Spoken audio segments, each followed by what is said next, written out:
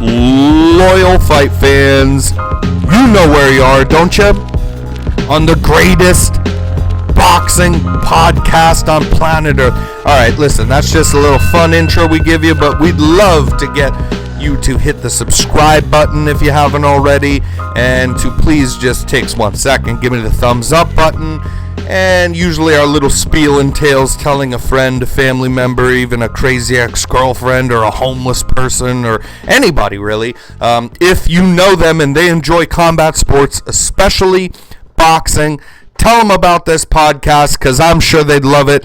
You know me, I am your humble host, and you are here back on Boxing, the show where we either have no audio at all or it's way too loud. Get used to that if you're a loyal fight fan on this show. But anyways, another thing we do on this show is sometimes we give you really good picks. We usually do parlays because usually we're picking favorites, but we carefully select them and we try to make safe parlays to give you guys each weekend that we can put some together. We have decent success rate with that, and I don't pick underdogs much, but when I have a pretty good resume there, as you can go back in the content and check that out for yourself. And the last underdog pick that I gave you was Liam Smith to defeat Chris Eubanks Jr. And look at that, it happened. So I hope you guys watched that last episode. Maybe it made a little bit of money, maybe not. I did say that it was safe in my mind to have the fight going all the way, because although I did think Liam Smith would win, I was more confident that the fight would actually go all the way. I can't lie to you guys. And that was because Chris Eubanks has never been even so much as dropped before, never mind stopped. And Liam Smith, a great fighter, has a couple losses, but only been KO'd once. I just thought this fight was going all the way no matter who was dealing the punishment. And more leaning towards my kind of pick of Liam Smith was that Chris Eubanks Jr. is a really good, slick boxer who can counterpunch and time you with a good little one punch. And it usually doesn't have to be hard at all. It's more timing with him than anything else. He's usually not the one particularly dishing punishment out, although he does stop people from the counterpunching. Liam Smith, I just figured, was defensively responsible enough throughout all of his fights in his professional career, and also he always lets his hands go, and he does it in a way that tends to be safe enough. Win or lose, sometimes he'll be getting battered around a little bit and still pull out the win. And I just thought Eubanks Jr. kind of made for him in the sense that Eubanks not going to throw a lot of punches. He's very good and he is very slick at boxing, very good defensively. However, that's with his head movement, that's with his lateral movement, that's with dipping in and out. Using that, popping that jab out, but it's usually from the waist because a lot of times he has his hands down. So this was shocking in a way, but also in a way not so shocking because of the stylistic matchup, man. And because some people really don't like this, but on this show, you know, of course, if you're a boxing fan, you have to value first and foremost technique. Because that is what the sport of boxing is. It's the sweet science. You have to evaluate fighters and the way they fight and how good their technique is. And it doesn't necessarily always matter, like, for instance, in like a Terrence Crawford kind of situation where, you know, they have good names, but some fighters have way less good names than Terrence Crawford does, even on his resume. But Terrence Crawford, not the most stacked resume you've ever seen, and that's for sure.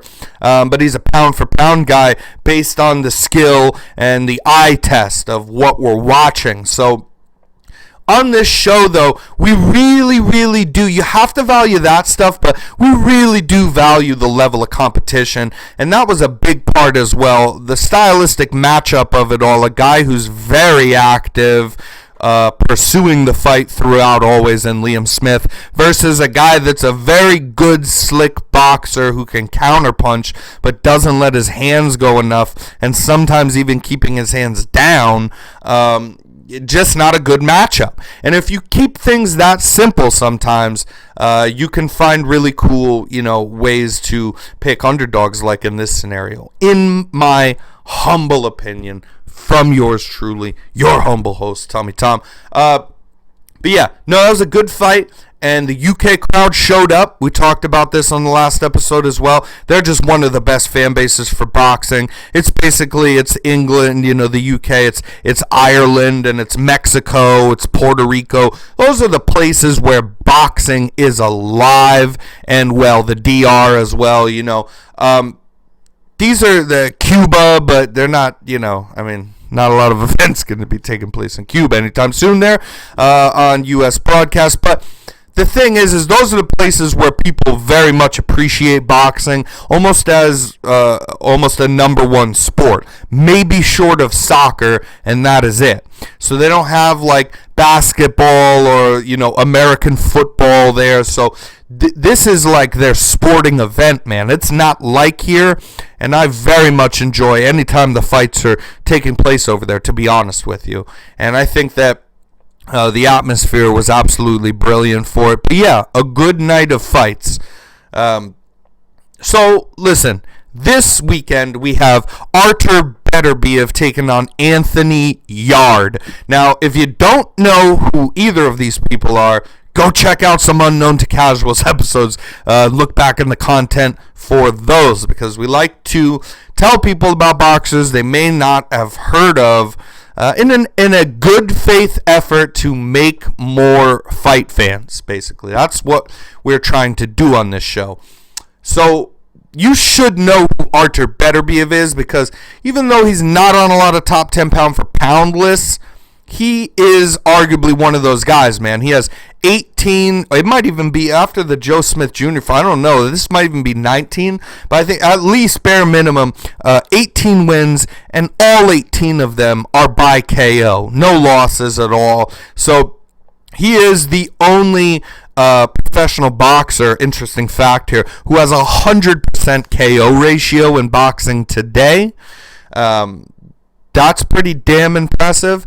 And also has unified, some belts there for himself. And basically what we're all hoping for, and what has been talked about in this great and horrible sport of boxing at the same time, is always, what's the next fight? People want to see the best fight. And in this scenario, we've always been wanting to see Dimitri Bivol, who holds titles as well in that weight class, who just came off of that Canelo Alvarez win. We want to see him fighting Artur Beterbeiv, as that would be a fantastic fight and a unification fight for all of the belts.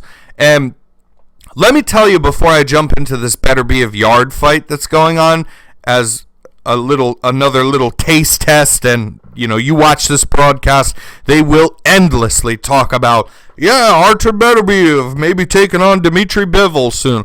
I pick Dimitri Bivol to win that fight. I think Dimitri Bivol is a highly underrated guy, and I think that we see him win a clean decision in a Artur Beterbeiv fight. But better be a very fun fighter, right? So I think that Dimitri Bivol's more skilled, but Artur Beterbeiv is an absolute war machine, and he has even had some close call fights where before this Joe Smith Jr. fight, he had a gash in his head from taking a lot of abuse to it too, getting repunched in it. It opened up wider and wider, and he pulled out a KO in that fight as well. So God bless him, but he is fan friendly for sure, because he's going to pursue the fight. He's going to let his hands go, and to be honest, I mean, his technique, it's not like you could say his technique's bad. He has good timing. And he also, another thing he likes to do is he likes to, when he doesn't need to wobble someone, hurt them, right? But when he tags someone clean, even if they're not, on shaky legs necessarily, the moment he gets a good clean shot where he'll even just as much as see his opponent starting to back up and regather themselves for a moment. He likes to chase fighters. So if they're standing toe-to-toe in the pocket or at mid-range and Beterbiev gets a good shot, the moment he sees his opponent take a step backwards, he chases them down. So this also is another reason why he's all KOs, because he's not very cautious in that department. And that's yet another reason why maybe Dmitry Bivol, in my mind, could catch him coming in, because he's a very good boxer who has the composure. If you have the composure and the ability to counter-strike, and if you can keep your composure under pressure while Beterbiev is chasing you down, you can catch him. He's been caught before, although he's never been stopped. Artur Beterbiev has been caught before. Now, do I think that Anthony Yarde, the Brit, right, has this kind of ability or is of that ilk as far as boxing talent goes? No, I do not. And so I think that Beterbiev definitely wins this fight, although it could be fun. I'm actually hoping it's a little bit fun, right? Just because it make for a good fight, because Yarde can definitely crack. But the thing is he lacks the boxing fundamentals that it would take to defeat a warhorse like, Artur Beterbiev. You need a Dmitry Bivol in there to test it, to find that out. You need a guy that you can have faith, even if he would lose, even in a loss, like you have unquestionable faith that this guy knows how to box well and can deal with pressure and can time people well. Anthony Yarde is a guy who, that's not him.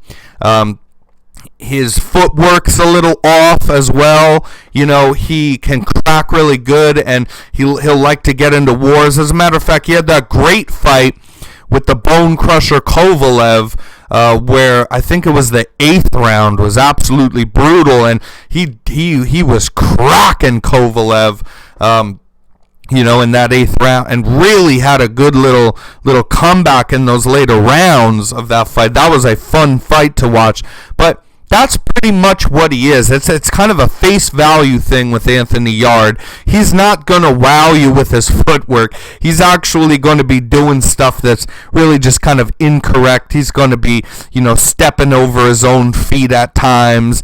And, if he just gets, again, it doesn't even need to be wobbled and you're on, shaky legs or anything. It's just like the moment that you're backing up a bit, Artur Beterbiev is going to chase you down relentlessly, and I see that happening, unfortunately, in this fight, because Yarde will sit there and scrap with him, but once he gets tagged good, your natural instinct, and what you are supposed to do, man, is allow yourself a few seconds to regain, where you're at, your game plan, to compose yourself. And Beterbiev just doesn't allow that to happen with fighters. Another good thing that he does is, if they're standing there training, like Beterbiev, he's not going to wow you with incredible head movement and things like that, but he'll just stand there and even shell up. And if someone's, banging away on his guard, Beterbiev's like shot selection is very good, because he'll kind of tap, tap, tap, tap, bang, tap, tap, bang. He'll kind of, that's a Teddy Atlas impression for you guys. Well, you don't just take the cab, if you're in New York, right, and you get off Grand Central, yeah, you're going down 45th, if you're trying to get to Brooklyn, you gotta take the subway upstairs, then to the taxi, so you go subway, taxi. Anyway, I'm losing my mind. That's a good little Teddy Atlas impression for you guys, though. But, no, he tap, tap, tap, tap, and bang. So he'll intentionally know, okay, I want to land like a right hook, right? Or this guy's dipping his head, I want to hit him with the uppercut, okay? So what he'll do is he'll just kind of tap around at your guard with other shots that are never supposed to be hard, that don't take much effort, to where he can get people to, if he can get them to move or lower their guard or do whatever he is looking for, if he gets that look, then he knows, like, he'll create the look with pitter-patter shots to where, bang, get the one that he always wanted in there. So he does a lot of good things well, but basically, this fight is either going to be a good, barn burner kind of war of them slugging each other, man, or this is just going to be one-sided, pretty quick KO from Artur Beterbeiv. But nonetheless, go check it out. I hope you enjoyed today's episode, and we will see you soon, loyal fight fans.